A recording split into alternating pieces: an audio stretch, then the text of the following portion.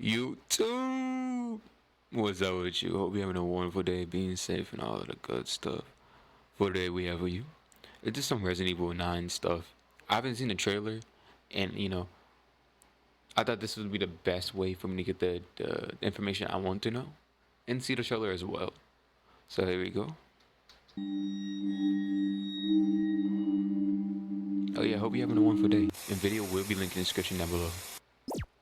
Hit the like button if Welcome you back, enjoyed. nerds. What a fantastic time to be a survival horror fan. Silent Hill F is releasing on my birthday. Ill is actually a real thing and looks much better than I could have ever imagined. And Resident Evil 9 has finally been shown off. No more leaks, no more rumors. It's time to start focusing on the things that we see and hear going forward. And today, no more rumors. It's time to start focusing on the things that we see and hear. Oh, the hairs look actually really good. I'm not really surprised though, cause I think Resident Evil, when they did the Resident Evil remakes, that's when I knew, and especially Resident Evil 7 and 8 doesn't look bad at all. So I'm actually not surprised that it actually looks good. That's the bare minimum anyway. You know what I mean? All right. The question is the story gonna be good? I don't know. It looks like right now, it looks like it's having like crazy. She's like probably like wounded or something. Looks like, but I think this is the daughter of the main character of 7 and 8 before he died. You know. No, maybe he might not be dead. You know, it's a possibility. It's a possibility. Forward. And today, I'm jumping into the reveal trailer, as well as a few other things released by Capcom regarding Resident Evil Requiem. Wow, that sounds really great to finally say. But yeah, I want to focus on the things that you might have missed when you first saw the trailer, as well as my speculation regarding a lot of the things that we just saw. Anyway, subscribe, like, and all that other fun stuff if you want. But for now, let's not waste any time and jump straight into everything you might have missed for Resident Evil 9.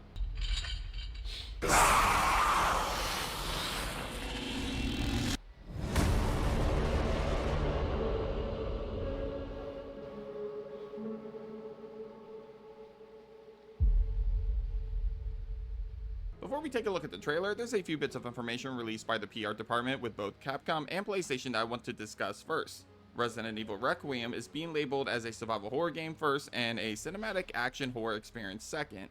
And considering that the director of Resident Evil 7 is coming back for this next entry, we can assume that there will be a major focus on horror this time around. In fact, we already get glimpses of that in the trailer, so things are definitely lining up for Resident Evil 9 to be a horror-focused experience. In the same PR documents from Capcom, we also see that RE9 is confirmed to be a single-player experience. The final thing that I want to mention comes from the PlayStation blog, in which RE9, as expected, will show off a lot more trailers in the coming weeks, and specifically, RE9 is confirmed to be playable at Gamescom this year, which is a gaming showcase that takes place in August in Germany.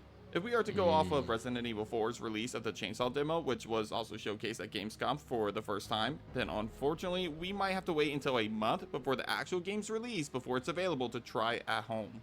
Meaning that I wouldn't expect a demo until January or December at the earliest. That's pretty much all the information that we have on the PR stuff. Now let's break down the trailer. The trailer begins with us at the FBI, in which we are introduced to what we can assume is one of the main characters of the game, Grace Ashcroft. Oh, so they're gonna have more than one main character? Okay. Cause I was a little confused. I like, was the main character not supposed to be the daughter? But I don't know, cause like that's what I was like. I haven't seen the trailer, so I didn't know. But interesting. And where's Leon? I'm sorry. I'm a otter. You know what I mean? I'm over here slapping on the knob. You know what I mean with Leon. You know I'm waiting for the next game with Leon in it. You know. And Ada Wong.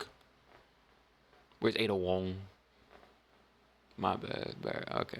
Hardcore fans of the series would immediately recognize her last name, as Alyssa Ashcroft was a playable character in Resident Evil Outbreak Files number 1 and 2. While these games have never been officially confirmed by Capcom as canon, this isn't the first time Alyssa's name has come up. We also got an Easter egg in the form of an article that she wrote regarding the Baker Estate incident in Resident Evil 7. As the trailer goes on, we learn a few things right away. First off, Grace is Alyssa's daughter. Secondly, Alyssa was murdered 8 years prior to the start of this game. While the game doesn't officially confirm when it takes place, we do somewhat have a timeline to work with. Thanks to the Easter egg I mentioned earlier, we know that Alyssa was alive in 2016, considering that she wrote and published an article that year. That means that the earliest that this game can take place is 2024, since Alyssa died 8 years earlier. So my guess, I'm Mm, thinking that this game takes place somewhere between 2025 and 2026, putting it 4 to 5 years after the events of Resident Evil Village. The main campaign, not the post-credit scene or Shadows of Rose DLC, that is. Moving on, we also okay. noticed that Grace was doing some research on some murders that revolve around some sort of disease. Honestly, this sequence gave me hardcore Arclay vibes with how Chris described the mysterious attacks that led to the events of the first game. Moving on, Grace is told by her superior, Nathan, that he needs her to be at the scene of a recent crime that apparently took place in the same location that Grace's mother died in, Brentwood Hotel. After being told this, we are treated to a few flashback sequences, which leads me to more hidden details. First off, we get to see what I believe to be Alyssa Ashcroft investigating the Wrenwood Hotel. Essentially, with how many Alright. different scenes that we see in this sequence of flashbacks, I'm guessing that these flashbacks could be playable in the same way that Mia's flashback sequence was playable in RE7.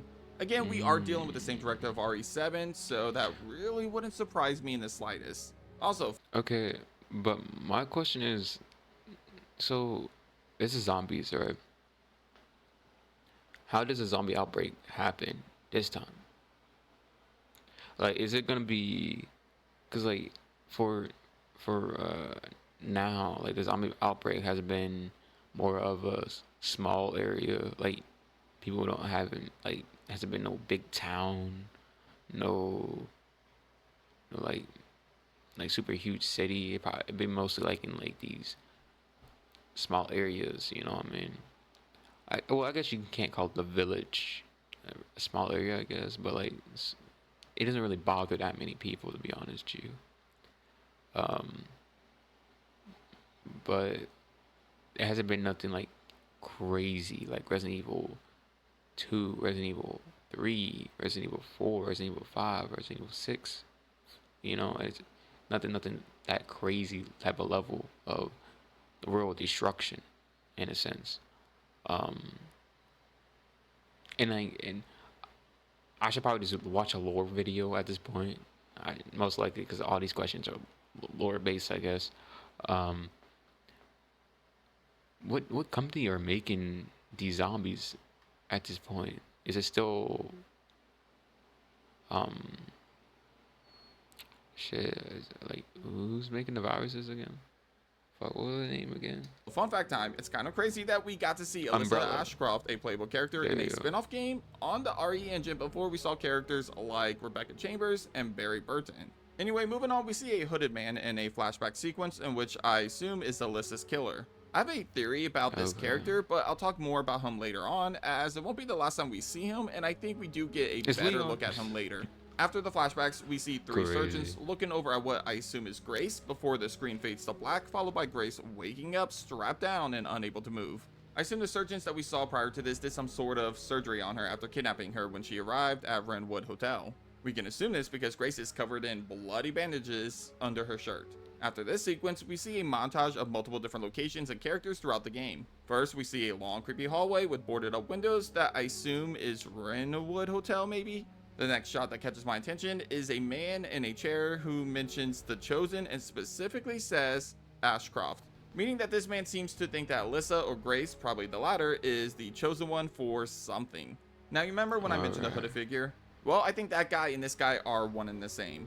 And anybody that has been following my channel for the last year knows what I'm about to say. I think this guy is Oswald E. Spencer. There's a lot of things that point to this being the case, from the stranger's mannerisms to his voice to even the style of his hair. So many Alright, he's supposed things to be point dead. to this guy being Oswald E. Spencer. Now I know Spencer died in RE5's DLC, Lost in Nightmares, but I have a whole theory on how I think he survived. I won't dive too much into it, as I've already covered this exact topic multiple times over the last year or so, but here's the short Alright. version. Spencer knew Mother Miranda and was well aware of her Megamycete. Anybody that dies who is connected to the Megamycete in any way joins the hive mind of the Megamycete. This essentially means that your consciousness is uploaded to this network upon your death.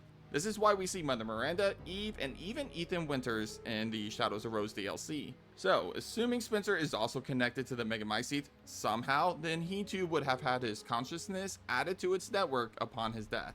Then, just as Mother Miranda attempted to bring her daughter's consciousness from the network and upload it into Rose's body, Spencer could have done the very same thing for himself. Hence, Spencer could still be alive. And considering the themes of Resident Evil 9 with the dealing with the past and bringing us back to locations that we are familiar with, which we'll talk about soon, Spencer being the main villain of the game just makes a lot of sense.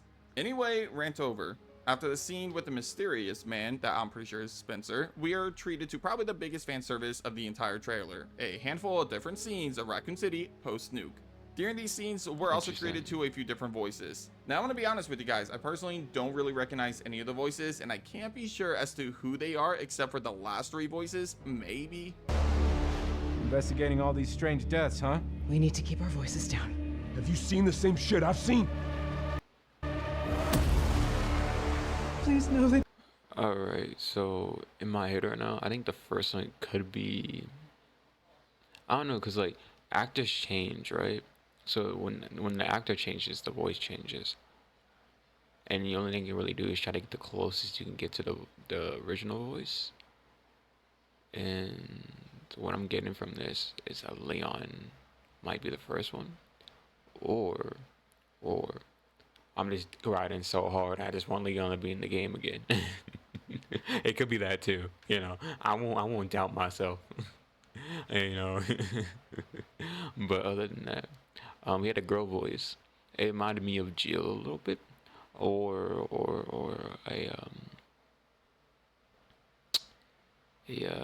what's the other? There's multiple girls in Resident Evil that are badasses. You know, you got Ada Wong, got Jill, you got what's her name? Kate? No, it wasn't Kate. It wasn't Kate. We got Sheva. Sheva's really cool. That's 3. I know we have a couple more that I can't remember the name of right now on my head. But you know, yeah. So it could be any one of them. You know, it depends if they want to use any one of them. You know what I mean? Same with the guys. You know, there's a lot of guys, so it's hard to pinpoint what one they're using if they're trying to use any of the old characters. You are my hope. Everyone's gone. One sounds a little like an older Leon potentially, but I'm definitely not sure on that. See, I Another, said at least that. for me. I fucking said it. I fucking said it. I know it. I ain't writing Leon.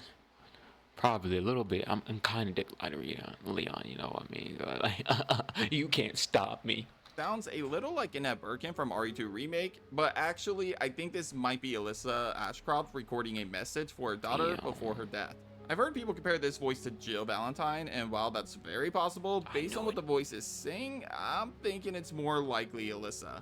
The final voice that caught my attention sounded like a little girl which sort of resembled Cherry Birkin, but again, it could also be Grace as a child who is reacting to the death of her mother. Then we get a cutscene of an injured man who is screaming "stay away from me," followed by one of the creepiest sequences in the trailer, a creepy shadow figure crawling down the walls. Now, at first, this immediately reminded me of the Suspended in Outbreak, but I'm not 100% sure about that either. However, if this is indeed what it is, it makes me wonder if we'll see a flashback sequence of Alyssa in Raccoon City during the Outbreak games. For those of you that haven't played Outbreak, the Suspended is essentially a zombie that is in the process of turning into a licker.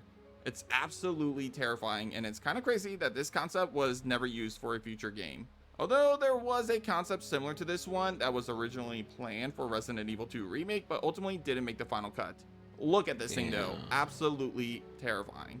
Either way, flashback sequence, or if this scene is in the present, seeing the Suspended on the RE engine is going to be absolutely terrifying. After this, we see a few more scenes. The hooded man returns as he's strangling what appears to be Alyssa's cameraman potentially, a zombie cop, which could either confirm that there will be zombies in this game, or that we'll indeed get a flashback sequence of Alyssa in Raccoon City.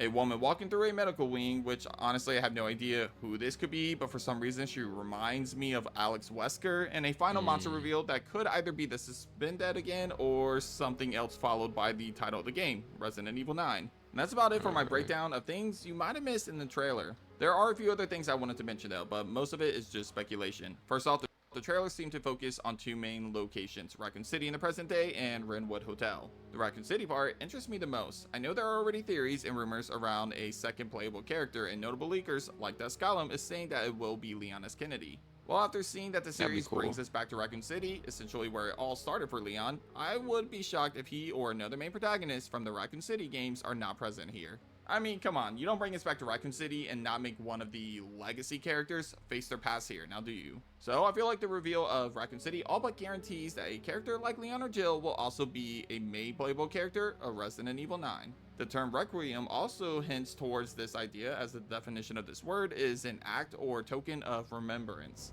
If that doesn't scream a main protagonist facing their past in Raccoon City, then I don't know what does. But that's it for today's episode of Nerd Space Games. Let me know if I missed any important references or missing details that was in the trailer. Honestly, I'm doing this at like 1 in the morning, so I wouldn't be shocked if I forgot something important. He might have forgot something important. But yeah, that's pretty much the end of it. Hope you enjoyed it. Hit the like button, hit the sub. My thoughts. I already said my thoughts. You know, I'm curious and I will be playing it, but I still think, or personally, like, this is a personal thing, so I do like the older Resident Evil games more. I just think they're just more fun.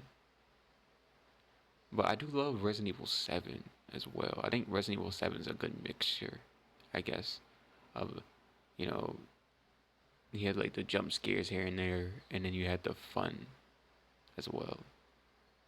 So like,